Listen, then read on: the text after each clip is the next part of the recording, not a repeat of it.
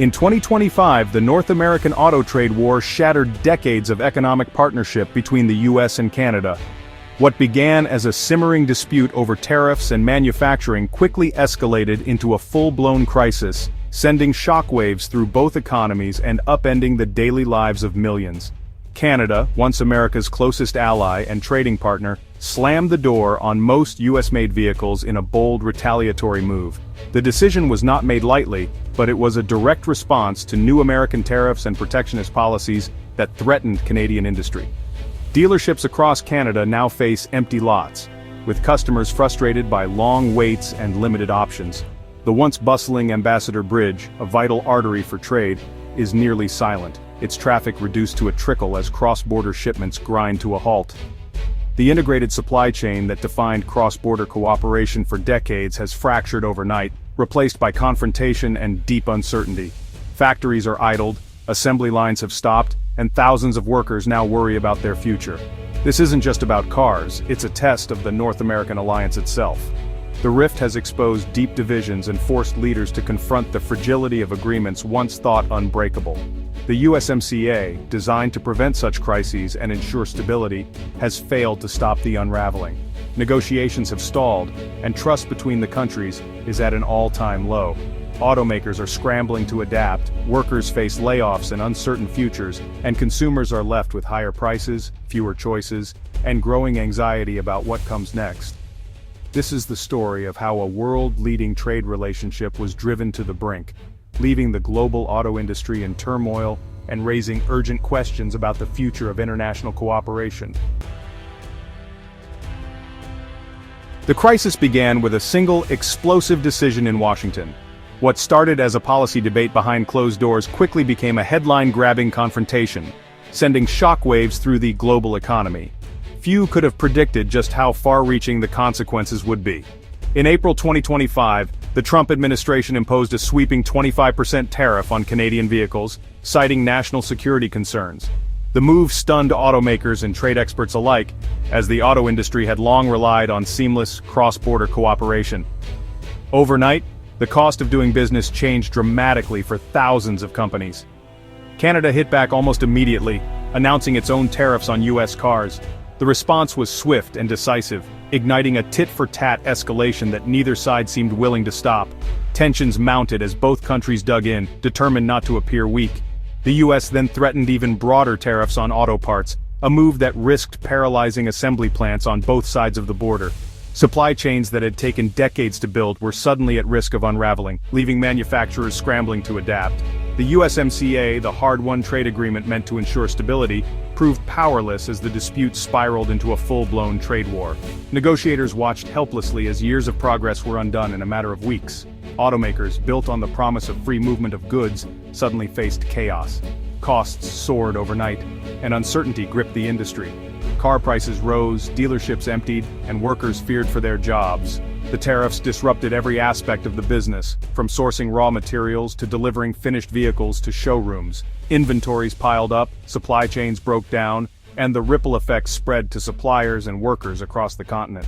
Diplomacy failed at every turn. Both governments dug in, inflicting maximum damage on the industry and refusing to compromise. The standoff became a test of political will, with neither side willing to back down. The result was a stalemate, a shattered trade framework, idle factories, and a historic decoupling of two deeply intertwined economies. The partnership that had defined North American manufacturing was suddenly in jeopardy. What should have been resolved at the negotiating table instead became economic warfare, with both sides suffering heavy losses. The cost of pride and politics was measured in lost jobs and shuttered businesses. The North American auto industry was left in crisis, its future uncertain, as workers, families, and entire communities faced the fallout of a trade dispute that spiraled far beyond anyone's control. The numbers tell a devastating story. In 2024, the US exported $23.2 billion in vehicles to Canada, its most vital market. After tariffs, that trade collapsed almost overnight. By June 2025, US vehicle exports to Canada dropped to just $950 million CAD, less than half the pre-tariff average. Factories in Michigan and Ohio now face surplus inventory and layoffs. The ripple effect hits parts suppliers and logistics companies, severing a vital artery of American commerce. US cars are now priced out of the Canadian market, forcing buyers and dealers to look elsewhere. This isn't a temporary dip, it's a fundamental reordering of North American trade. The US has lost its privileged position as Canada's top automotive supplier. As US auto imports to Canada collapsed, Mexico seized the moment. For the first time, Canada imported more vehicles from Mexico than from the US. In June 2025, Mexican vehicle imports to Canada hit $1.08 billion CAD, outpacing the US automakers shifted production to Mexico, bypassing tariffs and leaving US workers behind. Mexico's aggressive trade deals and lower costs have made it an automotive powerhouse. A new chapter has begun. Mexico is now the central hub in North American auto trade. Billions in trade and investment are flowing south, redrawing the continent's economic map. The rise of Mexico is accelerating, fundamentally changing the global supply chain. Behind the numbers is a human crisis. The trade war has put 125,000 Canadian auto jobs at risk, and forced shutdowns like Stellantis's Windsor plant. American workers, promised protection, now face layoffs as export markets vanish. Automakers scramble, Subaru shifts production to Japan, Mazda halts US exports to Canada. For consumers, it means higher prices and fewer choices on both sides of the border. Supply chains are so intertwined that a single tariff can halt production 1,000 miles away. The pain is shared lost wages, shuttered factories, and the erosion of middle-class stability. The North American auto industry's deep integration has become its greatest vulnerability. The trade war didn't just hit wallets, it reshaped Canadian politics in profound ways. The crisis fueled anti-Trump sentiment, propelling Mark Carney's Liberals to a surprising comeback victory. Carney's tough stance against US tariffs resonated deeply with voters demanding sovereignty and protection for Canadian jobs. The government doubled down, launching ambitious projects to reduce dependence on the US and strengthen domestic supply chains. Public mood hardened significantly. Boycotts of American goods surged, and cross-border travel plummeted. The trust that once defined the US-Canada alliance has eroded considerably.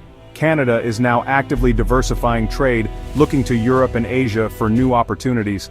The political fallout is deep and lasting, pushing Canada to rethink its place in the world stage. As fall 2025 arrives, the future of North American auto trade is more uncertain than ever. The region, once celebrated for its seamless integration and robust supply chains, now faces a crossroads. Years of cooperation and shared prosperity are being tested by new barriers, shifting alliances, and a growing sense of unpredictability. The stakes are high, not just for automakers, but for millions of workers, suppliers, and communities whose livelihoods depend on cross-border commerce. The Supreme Court will soon rule on the legality of the tariffs, but even a reversal may not restore trust. Legal decisions can't erase the months of uncertainty or the damage already done to business relationships. Companies are wary and investors are watching closely, waiting to see if stability can truly return. Automakers are already shifting production to Mexico and overseas, making long-term changes. These moves are not just temporary fixes, they represent a fundamental rethinking of where and how cars are built. Supply chains are being redrawn, and new partnerships are forming across continents. Canada is opening its market to Europe and Japan, shrinking US market share further. New trade agreements are being signed, and foreign automakers are eager to fill the gap left by American brands.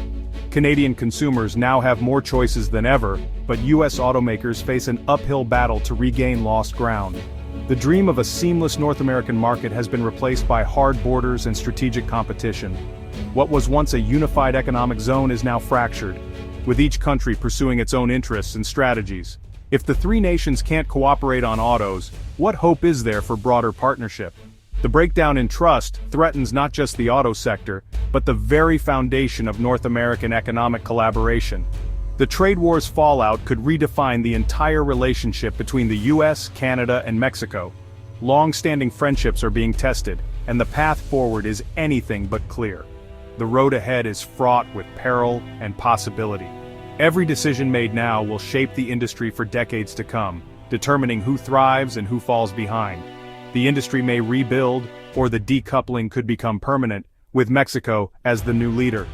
The balance of power is shifting, and the outcome remains uncertain. One thing is clear. The events of 2025 have exposed the fragility of global trade, and North American auto will never be the same. The choices made today will echo for generations, leaving a legacy of change that cannot be undone.